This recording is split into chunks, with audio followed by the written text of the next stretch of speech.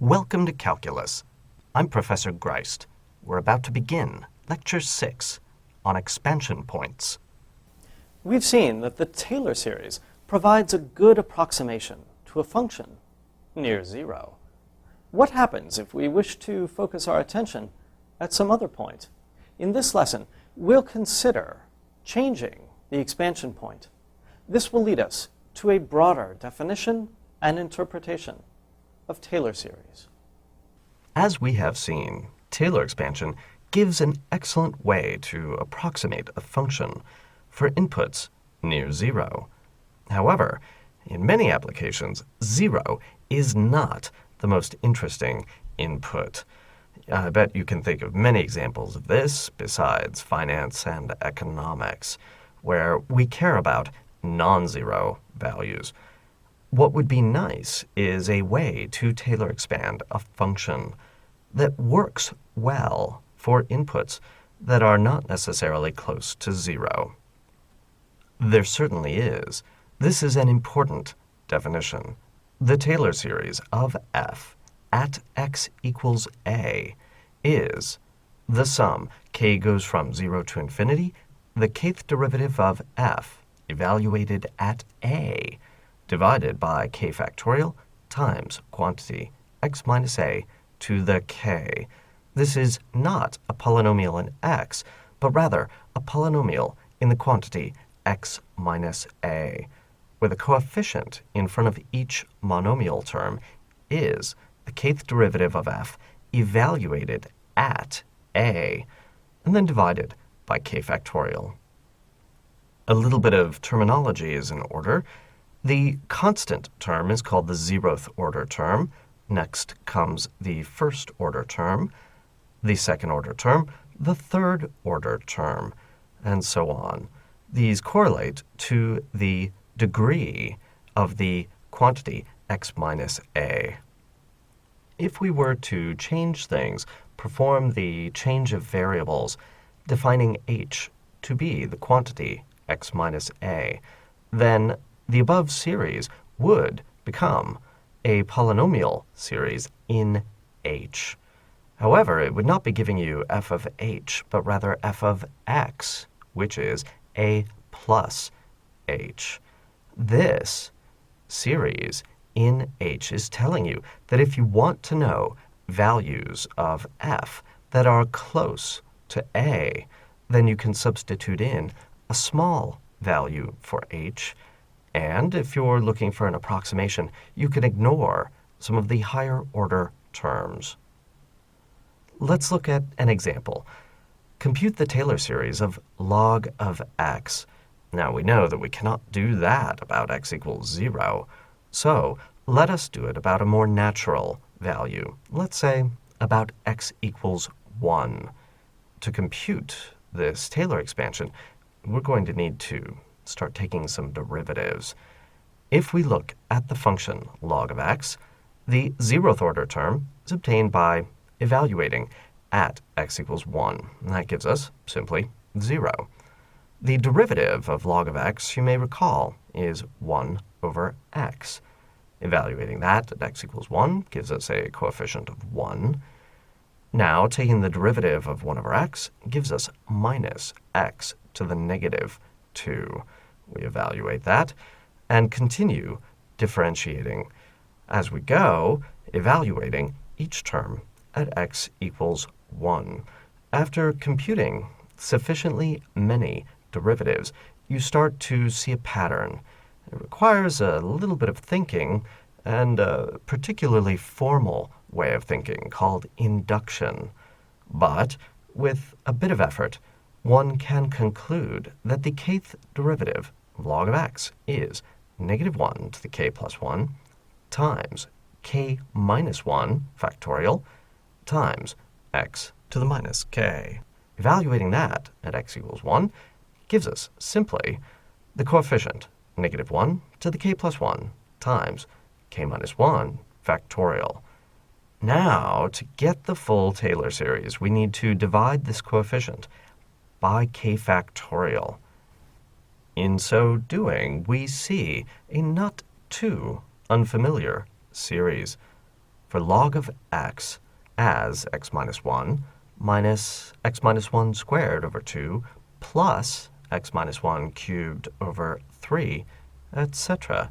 The coefficient in front of the degree k term is negative 1 to the k plus 1 over k, and our summation goes from 1 to infinity. Indeed, if we let h be x minus 1, then we obtain the very familiar series log of 1 plus h equals sum k goes from 1 to infinity, negative 1 to the k plus 1, h to the k over k. We've seen that before with an x instead of an h, but it works the same. Do keep in mind that Taylor series are not guaranteed to converge everywhere. Indeed, if we look at the terms for log of x and take a finite Taylor polynomial, then the higher and higher degree terms only provide a reasonable approximation to log of x within the domain of convergence. We know from our last lesson that that domain is going to be for values of x between 0 and 2. Outside of that, these terms are providing worse and worse approximations to log of x. Now, what do we do if we want to approximate log of x outside of this domain? Well, you need to do a Taylor expansion about a different point, someplace close to where you want to approximate. It's a bit easy to get confused with all of the different notation associated with Taylor series, so let's review. One way to think about the Taylor expansion about x equals a is to write f of x as a series in the quantity x minus a. Another way to do it is to write it as a series in the quantity h, where h is equal to x minus a, in which case you're coming up with an approximation for f of a plus h. One way to think about this is that the more derivatives of f you know at a point a, the better an approximation you get at x, or at a plus h. This is a perspective that you're going to want to keep with you for the remainder of this course. The principle is that successive polynomial truncations of the Taylor series approximate increasingly well. We've seen that before.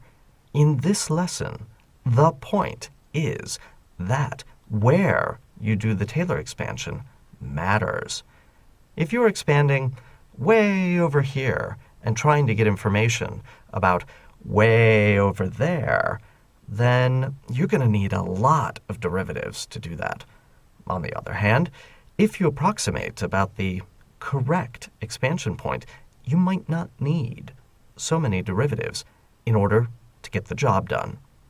Let's look at an explicit example. What would it take to estimate the square root of 10? Well, we would have to look at the Taylor series of the function square root of x. If we expand that about a point x equals a, then I'll leave it to you that the first few derivatives work out to a Taylor series of root a plus 1 over 2 root a times quantity x minus a minus 1 over 8 times the square root of a cubed times quantity x minus a squared plus some higher order terms in x minus a. Well, to compute the square root of 10, what are we going to do? Let's say I expand about 1, because 1 is a simple value. I know the square root of 1, that is simply 1. That makes the coefficients of the Taylor expansion easy to compute. On the other hand, when I actually try to estimate the square root of 10 based on this, then I get 1 plus 1/2 times 9 minus 1/8 times 9 squared, or 81, plus higher order terms. How good of an approximation is that? Well, that gives me a value of negative 4.125. I know this is not the square root we're looking for. That is a bad approximation. So, what if we were to compute an expansion about x equals 9? Then, this is something for which I also know the square root. The square root of 9 is 3. The coefficients are easy to work with. And if I plug in a value of x equals 10 into this Taylor series, I get an approximation of 3 plus 1/6 minus 1 over 216. This gives an approximation of 3.1620, some other stuff. The true answer agrees with this up to the first 4 digits. The expansion point, in this case, certainly matters. Now, one thing to be cautious of is that if you're computing a Taylor series of a composition, you must expand about the correct values. If you have a function f composed with g, and you want to expand it about some input x, then you must expand g about x. But you must expand f, not about x, but about g of x. And it is that term in particular that causes problems. In an explicit example, we'll be able to see how this works. Compute the Taylor series of e to the cosine of x about x equals 0. Well, e to the cosine x is a composition. What do you do first? First, you take the cosine of x, then you exponentiate it. If we are to compute the Taylor series about x equals 0, then we must expand cosine about 0, but not e to the x. Cosine of x about 0 is very simple. This one we know. However, for the second term, the exponential, we must expand that about an input of 1, because that is what gets fed into it. Cosine of 0 is 1. Well, the Taylor series of e to the u about u equals 1 is easy to compute. There's nothing difficult there. However, what we must then do is substitute into it this series for cosine of x. That is, u is 1 minus x squared over 2 plus x to the 4th over 4 factorial plus higher order terms. That is a little bit too much algebra to fit on this slide, and so I'll leave you to do that. Though I might point out a little bit of help here, that this can be rewritten as e times e to the cosine of x minus 1. You'll find that to be a little bit easier to compute the Taylor series of.